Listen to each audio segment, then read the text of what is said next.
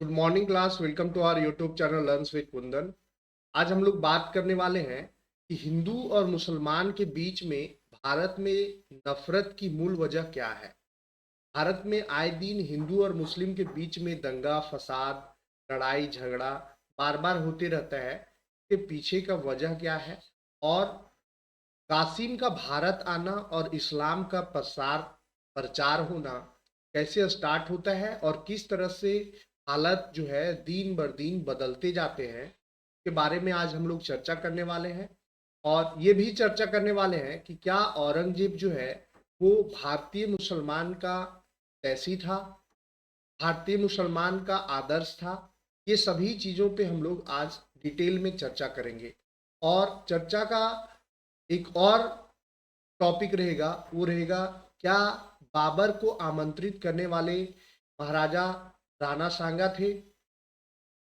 इस पे भी हम लोग डिस्कस करेंगे। तो चलिए सेशन को स्टार्ट करते हैं। और सबसे पहले जानते हैं कि भारत में हाल ही के दिनों में हिंदू और मुसलमान के बीच में नफरत कैसे बढ़ती जा रही है।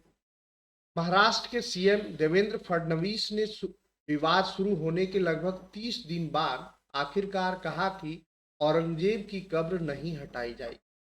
यानी कि जो महाराष्ट्र में औरंगजेब की कब्र है उसे हटाने की मांग चल रही थी। वहाँ की जनता जो है, कुछ लोग जो है वो हटाने की मांग कर रहे थे और कुछ लोग जो है वो इसका विरोध कर रहे थे। अब कौन हटाने का मांग कर रहा था और कौन विरोध में था, ये आपको पता है। जो मुस्लिम है वो औरंगजेब के कब्र को रहने देने के पक्ष में थे और वहाँ के जो हिंदू हैं उसे हटाने के पक्ष में थे।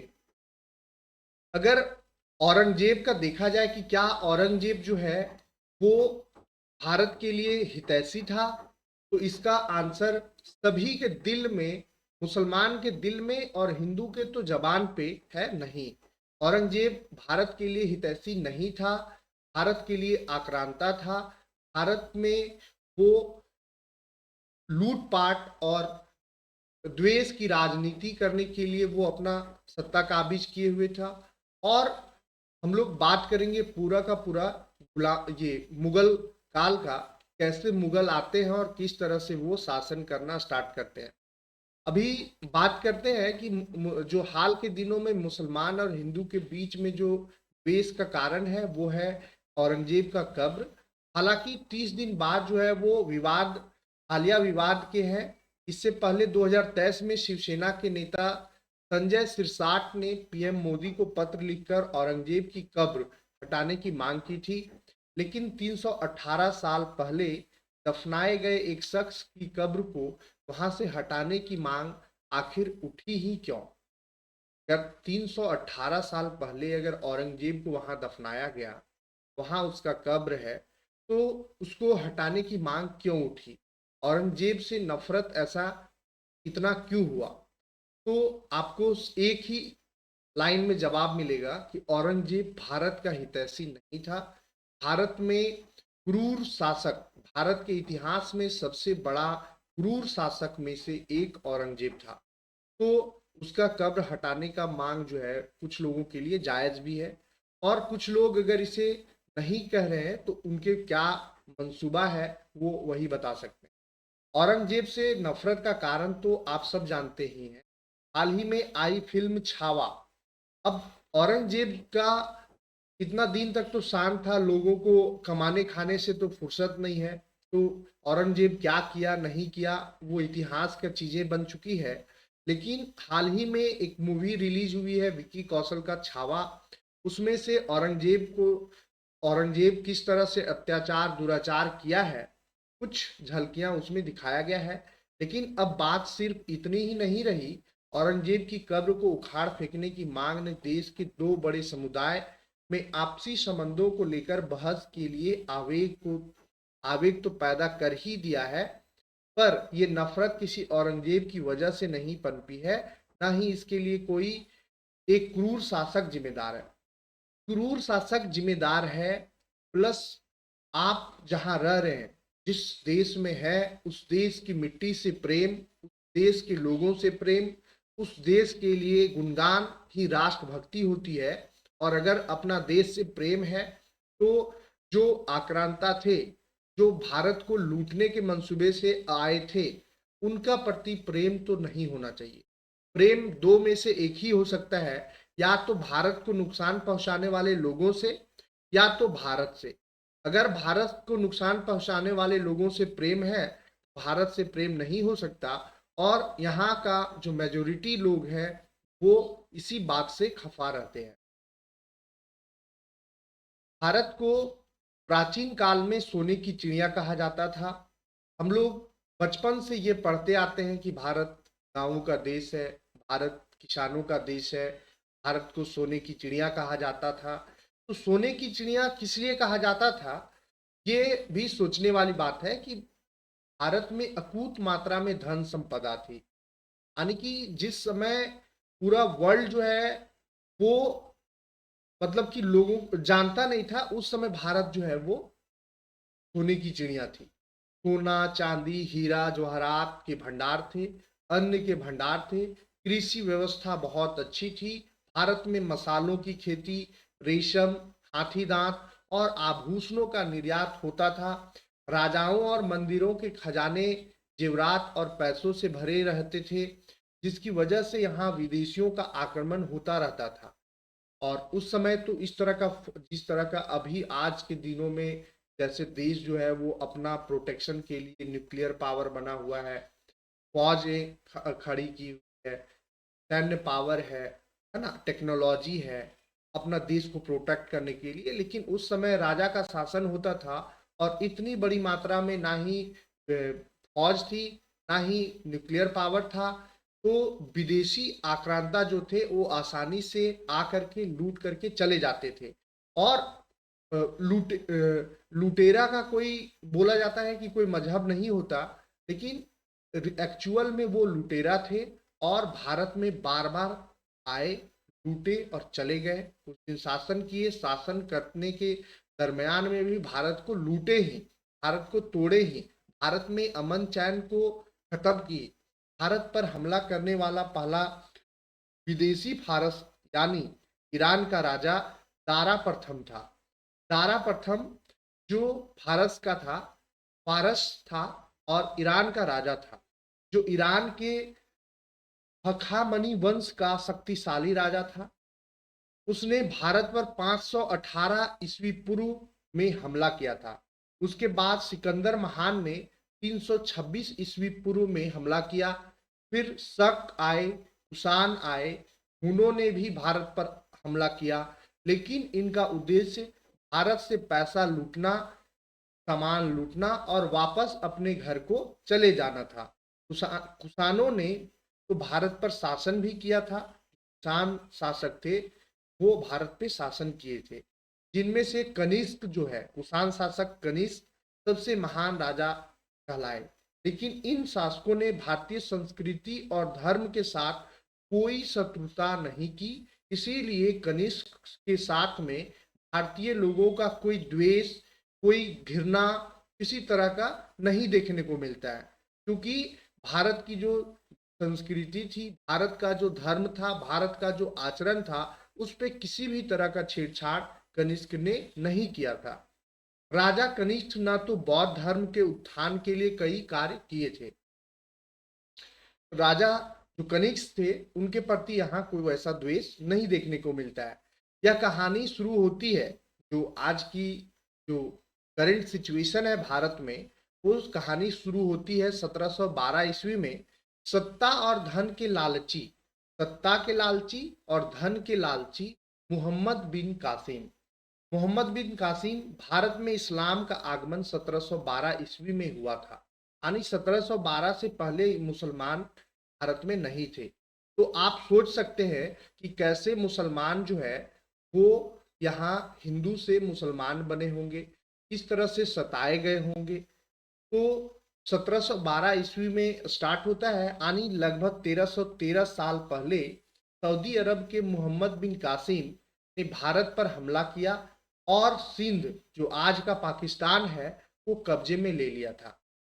अपनी जीत के बाद कासिम ने हारे हुए राजा दाहिर और उनके क्षेत्र के रहने वालों को जबरन इस्लाम धर्म कबूल करवाया था।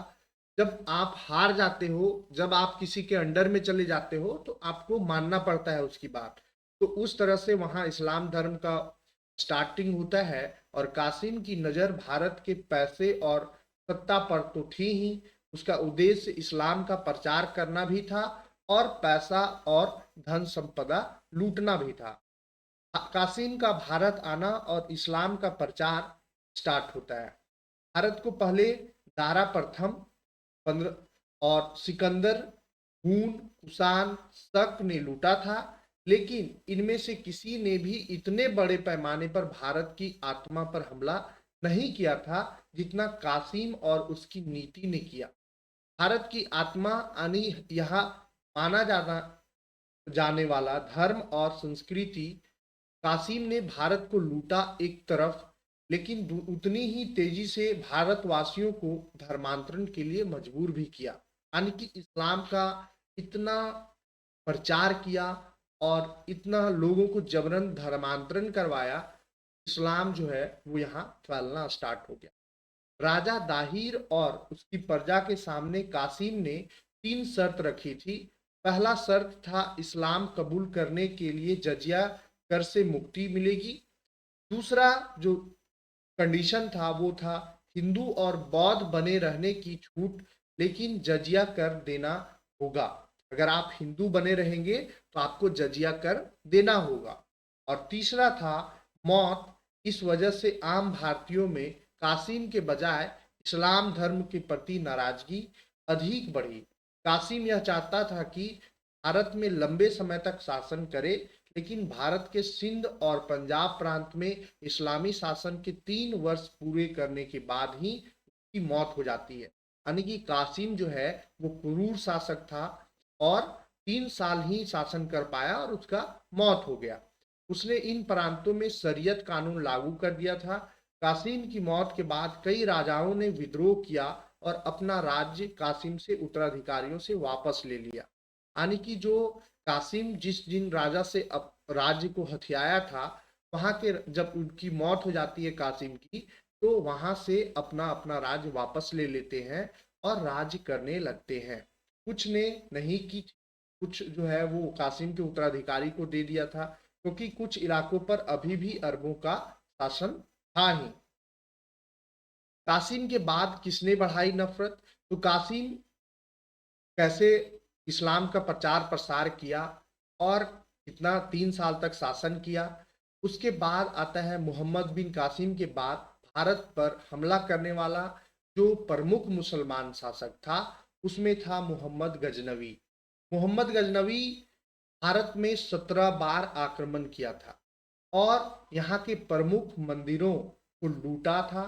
जो सोमनाथ मंदिर है, जिसमें सोमनाथ मंदिर प्रमुख है, उसका उद्देश्य भारत के संपन्न मंदिरों को लूटना था और इस्लाम का विस्तार करना था, जैसे कासिम ने विस्तार किया था, जिसके लिए उसने बर्बरता की थी, मार काट, द्वेष की राजनीति फैलाई थी। उसने 1001 से 1027 तक में 7 बार हमला किया था भारत पे। तो मोहम्मद गजनवी आता है और फिर वो भी हमला करके चला जाता है।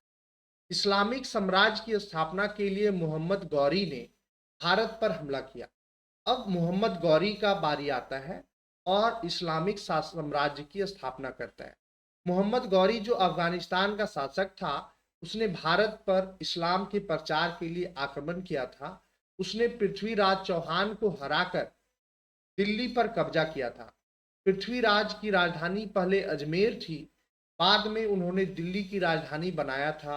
मोहम्मद गौरी ने भारत पर मुस्लिम शासक स्थापित करने की कोशिश की और इस कोशिश में उसने दिल्ली सल्तनत की स्थापना की मोहम्मद गौरी, और अपने सेनापति बख्तियार खिलजी के जरिए नालंदा विश्वविद्यालय में आग लगवा दी थी।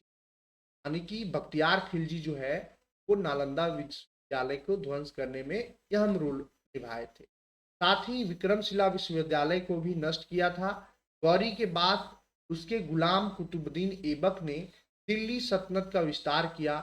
इस काल में भी हिंदुओं पर अत्याचार हुआ, भारी भरकम कर लगाए गए थे, मंदिर तोड़े गए थे, सामाजिक भेदभाव बढ़ाया गया था। इस तरह से मुस्लिम शासक जो है वो कैसे भारत पे आक्रमण करते हैं, मुसलमान का प्रचार, मुस्लिम धर्म का प्रचार प्रसार करते हैं और नफरत की राजनीति वहीं से स्टार्ट होती है। तैमूर लंग 1398 में इस्लामी सत्ता को मजबूत करने के लिए भारत में भयंकर कत्लेआम किया।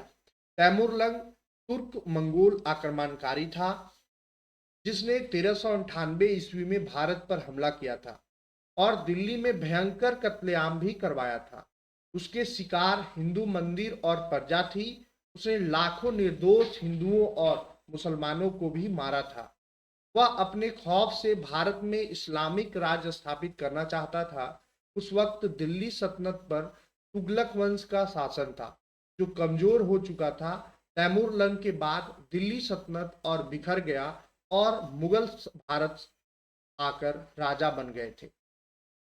1526 में बाबर भारत आया और मुगलों का शासन स्थापित किया। बाबर तैमूर लंग और चंगेज खान का वंशज था। जो बाबर था 1526 में भारत आया और बाबर जो था तैमूर लंग चंगेज खान का वंशज माना जाता था। उसका उद्देश्य नए आशियाने की तलाश था और उसने भारत को मुगलों का ठिकाना बनाया। उसने इब्राहिम लोदी को हराकर भारत में मुगलों की सत्ता स्थापित की थी। अभी जो अभी जो आपका लड़ाई चल रहा है, अभी जो वाद विवाद है और भारत में जो जाति का राजनीति चल रहा है कि राजपूत और जो दलित है उनके बीच में जो खाई, जो आपका बांटो और राज करो की राजनीति कर रहे हैं कुछ सत्ता पक्ष जो राजनीतिक पार्टियां हैं, वो पहले भी ऐसे ही चलते आया है। अंग्रेज भी वैसे करते आए, मुगल भी वैसे ही किए। जब तक आप बांटिएगा नहीं, जब तक आप नफरत की राजनीति नहीं कीजिएगा, तब तक आप राज कैसे कीजिएगा। अभी हाल में मुगल कैसे आए थे, तो मुगल में बाबर जो है वो मुगल काल की स्थापना करता है और बाबर को कोई बुलाया नहीं था। तैमूर लंग उससे पहले उसका जो वंशज मतलब कि जो खानदान था तैमूर लंग और चंगेज खान, वो पहले आ चुके थे, वो भारत को देख चुके थे और बाबर जो है वो उसी का वंशज है। वो भारत आता है। इब्राहिम लोदी जो है उस समय दिल्ली सल्तनत पे काबिज थे। इब्राहिम लोदी भी ऑलरेडी मुसलमान ही है। मुसलमान को हरा करके और वो दिल्ली सल्तनत पे काबिज होता है। कहीं से भी भारत में जो वहां के यहाँ के राजा थे, हिंदू राजा थे, राणा सांगा, राणा सांगा बाबर को ना आमंत्रित किए थे, बाबर से दो दो हाथ किए थे। राणा सांगा धर्म देश बचाने के लिए अपने आप को न्यौछावर कर दिए थे, देश को समर्पित कर दिए थे। राणा सांगा सच्चे देशभक्त थे क्योंकि राणा सांगा का जन्म भारत में हुआ था, वो भारत के थे और जो भारत का है वो कभी भी भारत से गद्दारी नहीं कर सकता है, भारत के लिए जी जान ला सकता है। भारत के लोगों पे देशभक्ति की कोई भी सवालिया निशान नहीं खड़ा हो सकता क्योंकि भारत के लोग का जीन में ही है भारत बसता है, उसके बाद ही कुछ और है। तो राणा सांगा का कहीं से भी कोई भी किताब में जिक्र नहीं है कि राणा सांगा बाबर को बुलाए थे और बाबर को सपोर्ट किए थे। बाबर तैमूर लंग और चंगेज खान का वंशज है और वो उस सपोर्ट से आया था और इब्राहिम लोदी को हराया था और हरा करके मुगल काल का स्थापना किया था। उसका उद्देश्य भारत में जिहाद करना था, इस्लाम का प्रचार प्रसार करना था। जैसा कि बाबरनामा में वो लिखा भी है कि उसका क्या मोटो था भारत आना, और वो एक नया आशियाने का तलाश में था। वो राजा बनना चाहता था और राजा बनने के लिए भारत को इसलिए चुना था क्योंकि भारत में जाति प्रथा और जो बांटों का राजनीति चल रहा था। यहाँ जो कुछ चंद लोग हैं वो बिकने वाले हैं और वो उस समय भी थे। उसने इसी का फायदा उठा करके अपना आशियाना बना लिया।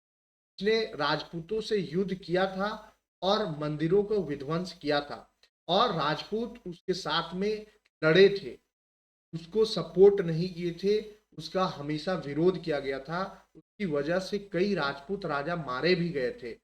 लड़ाई वार हुआ था, वो मजबूत था, कुछ राजा मारे गए थे, उनकी पत्नियों ने जौहर कर लिया था, जिसने इस्लाम और मुगलों के प्रति जनता में नफरत फैली थी। इतिहास में घटी घटनाओं पर अब विवाद की वजह भारत में मुगलों का प्रवेश लगभग 500 साल पहले हुआ था और बाबर ने भारत पर हमला करके दिल्ली सल्तनत के सुल्तान इब्राहिम लोदी को पराजित कर दिया था। यानी भारत में मुगलों से पहले भी मुसलमान शासक थे जो यह स्वीकार कर लिए गए थे। अब विवाद इस बात को लेकर चल रहा है कि बाबर को भारत आने और दिल्ली सल्तनत के सुल्तान इब्राहिम लोदी को हराने का न्योता मेवाड़ के राजा राणा सांगा ने दिया था, इसलिए बाबर को आक्रांता कहना गलत है। इसकी बजाय राणा सांगा को गद्दार कहना चाहिए। इस बात पर लोगों की भावनाएं आहत है, कोई बाबर का पक्ष ले रहा है तो कोई राणा सांगा का। औरंगजेब ने हिंदुओं पर अत्याचार किया था, यह एक ऐतिहासिक घटना थी। भारत में बाबर का पक्ष लेना बहुत गलत है। कैसे गलत है? बाबर पहले भारत का नहीं था। जो भारत का नहीं है वो भारत का कैसे हो सकता है? जो भारत का है वो भारत का हमेशा रहेगा। राणा सांगा भारत के हैं, भारत की, और राणा सांगा के राष्ट्रभक्ति पे कोई सवाल नहीं उठा सकता। वो योद्धा थे और अपना जान जी जान, अपना सर पे एक हाथ, एक आंख, सौ सैकड़ों आपका उनका घायल शरीर, उसके बाद भी वो देश के लिए लड़े, और उन पे क्वेश्चन मार्क करना गद्दारी का प्रतीक देता है। बाबर यहाँ का नहीं था तो वो कैसे यहाँ का पूजनीय हो सकता है कुछ लोगों के लिए? जिस जैसे अब बदला नहीं जा सकता। इस मामले पर अपनी राय व्यक्त करते हुए मौलाना तहजीब कहते हैं कि इतिहास की घटनाओं पर अभी विवाद करना महज सियासत है। इन बातों से आम लोगों का कोई वास्ता नहीं, उन्हें अपनी रोजी रोटी से फुर्सत नहीं है। वे कहा बाबर और राणा सांगा के लिए अपना समय खर्च करने वाले हैं।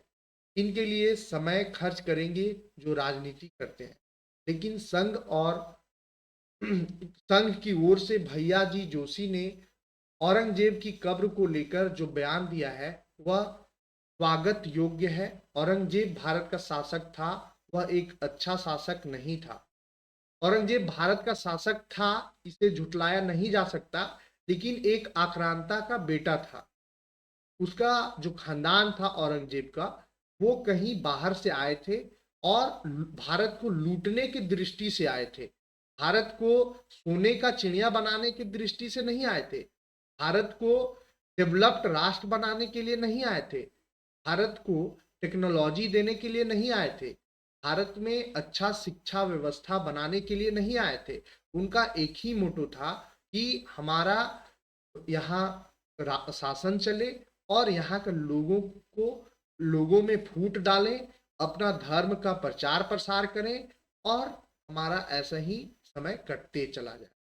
यह मैं भी मानता हूँ, उसने सिर्फ हिंदुओं पर ही नहीं, शिया मुसलमानों पर भी कई पाबंदियां लगाए और अत्याचार किया, लेकिन वह एक अच्छा शासक नहीं था। इसका यह मतलब नहीं है कि हर मुगल शासक बुरा था। मुगल शासकों को हिंदू पसंद करते थे, कोई पसंद नहीं करता था। वो चोर डकैत थे, भारत को लूटने आए थे। ये बहुत सारे इतिहास की किताब में बहुत सारे इतिहासकार जो है वो ये बात को स्वीकार करते हैं। और कुछ राजनीतिक भारत का इतिहास जो है वो कुछ राजनीतिक भेद चढ़ा हुआ है, उसे सुधारने का भी जरूरत है। औरंगजेब की नीतियों ने भारत में मुगलों का पतन करवाया। औरंगजेब से पहले जो मुगल शासक हुए, उन्होंने हिंदुओं को साथ लेकर चलने की कोशिश की थी और अपना भारतीयकरण कर दिया था, लेकिन औरंगजेब उनसे अलग शासक था। संत जेवियर कॉलेज के इतिहास विभाग के एचओडी विभागाध्यक्ष संजय सिन्हा कहते हैं कि औरंगजेब एक कट्टर शासक था। उसकी नीतियों से प्रजा खुश नहीं थी, जिसकी वजह से कई विद्रोह भी हुए। जिनमें सनातनी विद्रोह, सिख विद्रोह, कई अन्य विद्रोह शामिल हैं। औरंगजेब ने कई ऐसी नीतियां बनाई जो अन्य धर्म के लोगों के लिए अच्छी नहीं थी।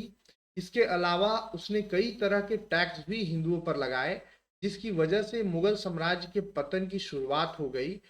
यह भी कहा जा सकता है कि औरंगजेब की नीतियां ने ही देश में मुगलों को कमजोर किया और अंग्रेज मजबूत होते चले गए और भारत पर कब्जा कर लिया। इतिहास की घटनाओं पर विवाद करने की बजाय उनसे सीख लेनी चाहिए। आम लोगों को ना तो ठीक से मुगलों का इतिहास पता है और ना ही उनका उससे कोई विशेष वास्ता है। मुगलों का इतिहास भारत के लिए बहुत बुरा रहा है और मुगल जो है, अगर वो अच्छे थे तो मुगल अपने आप को शासन किए ही और अपने आप को शासन करने के असक्षम समझने के बाद मुगल जो है वो शासन की बागडोर जो है वो अपने गलत नीतियों के कारण अंग्रेज को दे देते हैं। अगर कोई देश का शासक होता, कोई देश का राजा होता, तो कभी भी आसानी से अंग्रेज जो है वो यहाँ नहीं शासन कर पाते। लेकिन मुगल का यह देश था ही नहीं कभी, तो किसी को देने में कितना परहेज। अगर उनके पास राष्ट्रभक्ति होती तो परहेज करते, लेकिन उनका ना देश था, ना उनमें कोई राष्ट्रभक्ति थी। उनका एक ही मोटो था, लूटना, बांटना, राज करना। तो औरंगजेब चाहे मुगल भारत के लिए किसी भी एंगल से सही नहीं थे। और आपकी क्या राय है? आप अपने राय को, अपनी सोच को कमेंट बॉक्स में बता सकते हैं कि कितना सही और कितना गलत।